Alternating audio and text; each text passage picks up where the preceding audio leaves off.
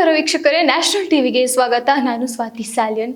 ಮೊನ್ನೆ ಅಷ್ಟೇ ನಡೆದಂತಹ ಮ್ಯಾಚ್ CSK ಮತ್ತು DC ಮ್ಯಾಚಲ್ಲಿ ಸಾಕಷ್ಟು ಒಂದು CSK ಸೋಲ್ಬಹುದು ಅನ್ನೋ ಒಂದು ಗೊಂದಲ ಕಾಡ್ತಾ ಇತ್ತು CSK ಅಭಿಮಾನಿಗಳಿಗೆ.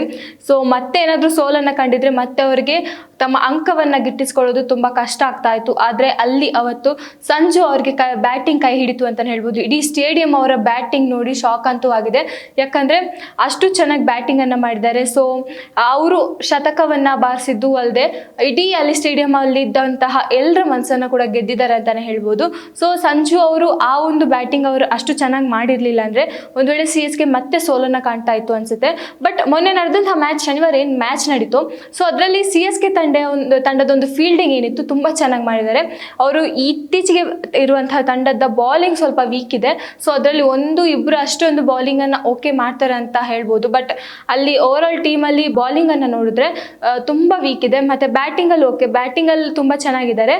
ಇನ್ನೇನಾದರೂ ಧೋನಿ ಅವ್ರು ಬಂದ ನಂತರ ಇನ್ನೇನಾದರೂ ಮತ್ತೆ ಸ್ಟ್ರಾಂಗ್ ಆಗ್ಬೋದಾ ಅನ್ನೋದನ್ನು ನೋಡಬೇಕು. ಆದರೆ ಮೊನ್ನೆ ನಡೆದಂಥ ಫೀಲ್ಡಿಂಗಲ್ಲಿ ಏನಿದೆ, ಸಿಕ್ಕಾಪಟ್ಟೆ ಚೆನ್ನಾಗಿ ಫೀಲ್ಡಿಂಗನ್ನು ಮಾಡಿದ್ದಾರೆ. ಪ್ರತಿಯೊಂದು ಬಾಲನ್ನು ಯಾವ ರೀತಿ ಕ್ಯಾಚ್ ಹಿಡಿಬೇಕು, ಯಾವ ರೀತಿ ಫೀಲ್ಡ್ ಮಾಡಬೇಕು, ಅಲ್ಲೆಲ್ಲ ತುಂಬ ಓವರಾಲ್ ಆಗಿ ಅಲ್ಲಿ ಮಾಡಿರುವಂತಹ ಫೀಲ್ಡಿಂಗ್ ತುಂಬ ಚೆನ್ನಾಗಿತ್ತು ಅಂತ ಹೇಳ್ಬೋದು. ಮತ್ತು ನಿನ್ನೆ ನಡೆದಂತಹ RCB ಮತ್ತು ಮುಂಬೈ ಮ್ಯಾಚಲ್ಲೂ ಕೂಡ ಅಷ್ಟೇ, RCB ಅವರ ಒಂದು ಏನು ರೋಚಕವಾಗಿರುವಂತಹ ಮ್ಯಾಚ್ ಏನಿತ್ತು ತುಂಬ ಚೆನ್ನಾಗಿ ಮೂಡಿ ಬಂದಿದೆ. ಅದರಲ್ಲೂ RCB ಅವರ ರನ್ ಏನಿದೆ 240 ರನ್ಗಳನ್ನು ಟಾರ್ಗೆಟ್ ಮಾಡಿಕೊಟ್ಟಿದ್ದಾರೆ. ಸೊ ಟಾಸ್ ಗೆದ್ದಿದ್ದು MI ಆದರೂ ಕೂಡ ಅಲ್ಲಿ ಗೆದ್ದಿರುವಂಥದ್ದು RCB ಅವರು. ಸೊ ಇಡೀ ಮ್ಯಾಚನ್ನು ಅವರತ್ತ ಒಂದು ಕರ್ಕೊಂಡು ಹೋಗಿದ್ದಾರೆ.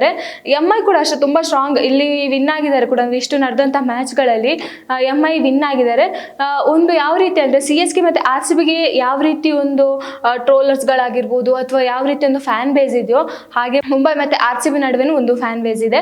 ಇನ್ನು ಮ್ಯಾಚನ್ನು ನೋಡ್ತಿದ್ದಾಗ ನಮ್ಗೆ ಅನ್ಸೋ ಪ್ರಕಾರ ಕೊಹ್ಲಿ ಅವರಾಗಿರ್ಬೋದು ಅರ್ಧ ಶತಕವನ್ನು ಕೂಡ ಬಾರಿಸಿದ್ದಾರೆ. ಸೊ ಅರ್ಧ ಶತಕದಲ್ಲಿ ಆ ಒಂದು RCB ತಂಡದ ಮ್ಯಾಚ್ ಏನಾಗಿತ್ತು, ಇಲ್ಲಿ ತನಕ ಆಡ್ಕೊಂಡು ಬಂದಿರೋ ಮ್ಯಾಚ್ಗಿಂತ ನಿನ್ನೆ ಆಡಿರೋ ಮ್ಯಾಚ್ ಸ್ವಲ್ಪ ಇಂಟ್ರೆಸ್ಟಿಂಗ್ ಆಗಿತ್ತು. ಆಮೇಲೆ ಮುಂಬೈಯನ್ನು ಅಷ್ಟು ಕಡಿಮೆ ರನ್ನಲ್ಲಿ ಸೋಲ್ಸಿದ್ದಾರೆ ಅಂತ ಹೇಳಿದಾಗ, ಮುಂಬೈ ಎಷ್ಟು ದೊಡ್ಡ ಟೀಮ್ ಅಂದರೆ ಯಾವ ರೀತಿ ಸ್ಟ್ರಾಂಗ್ ಅಲ್ಲಿ ರೋಹಿತ್ ಅವರಾಗಿರ್ಬೋದು, ಸೊ ಇವರೆಲ್ಲ ಒಂಥರ ಸ್ಟ್ರಾಂಗ್ ಇರುವಂಥವ್ರು. ಸೊ ಇಡೀ ಕ್ಯಾಪ್ಟನ್ಗಳ ಟೀಮ್ ಅಂತಲೇ MIಗೆ ಕರೆಯುವಂಥದ್ದು.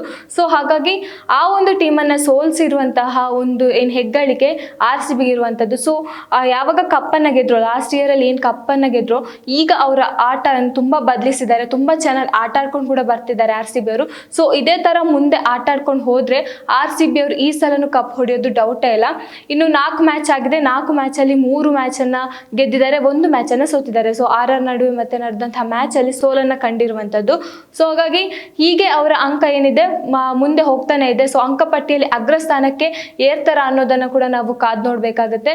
ಸೊ ಇವತ್ತು ನಡೆಯುವ ಮ್ಯಾಚಲ್ಲೂ ಕೂಡ ಅಷ್ಟು ಇಂಟ್ರೆಸ್ಟಿಂಗ್ ಆಗಿದೆ. ಆದರೆ ನಿನ್ನೆ ನಡೆದಂತಹ ಮ್ಯಾಚನ್ನು ಸಿಕ್ಕಾಪಟ್ಟೆ ಜನರು ಅಲ್ಲಿ ವ್ಯೂಸ್ಗಳನ್ನು ಕೂಡ ನಾವು ನೋಡಿದ್ದೀವಿ. ಈಗ ಜಾಸ್ತಿ ಬೇಸಿಕಾಗಿ ಬರೋದೇನಪ್ಪ ಅಂದರೆ CSK ಮತ್ತು RCB ಇರುವಾಗ ಇರುವಂತಹ ಏನು ವ್ಯೂವರ್ಸ್ ಇದ್ದಾರೆ, ಸೊ ಅವರು ಸಿಕ್ಕಾಪಟ್ಟೆ ಜಾಸ್ತಿ ಆಗಿರ್ತಾರೆ. ಬಟ್ ನಿನ್ನೆ ಕೂಡ ಅಷ್ಟೇ ವ್ಯೂವರ್ಸ್ ಸ್ವಲ್ಪ 24 ಕ್ರೋರ್ಗಿಂತನೂ ಜಾಸ್ತಿ ಆಗಿತ್ತು. ಸೊ ಹಾಗಾಗಿ ನಿನ್ನೆ ಮ್ಯಾಚಿಂಗ್ ಕೂಡ ಅಷ್ಟೇ ಇಂಟ್ರೆಸ್ಟಿಂಗ್ ಆಗಿತ್ತು ಅಂತಲೇ ಹೇಳ್ಬೋದು. ಸೊ ಇವತ್ತಿನ ಪಂದ್ಯದಲ್ಲಿ ಯಾರು ಗೆಲ್ಬೋದು ಅಥವಾ RCB ನೆಕ್ಸ್ಟ್ ಯಾವ ಟೀಮ್ ಜೊತೆ ಆಡ್ಬೋದು ಅನ್ನೋದನ್ನು ಕೂಡ ನಾವು ಕಾದು ನೋಡಬೇಕಾಗುತ್ತೆ. ಸೊ ಇನ್ನಷ್ಟು ವಿಷಯಕ್ಕಾಗಿ ನೋಡ್ತಾ ಇರಿ ನ್ಯಾಷನಲ್ ಟಿವಿ. ಧನ್ಯವಾದಗಳು.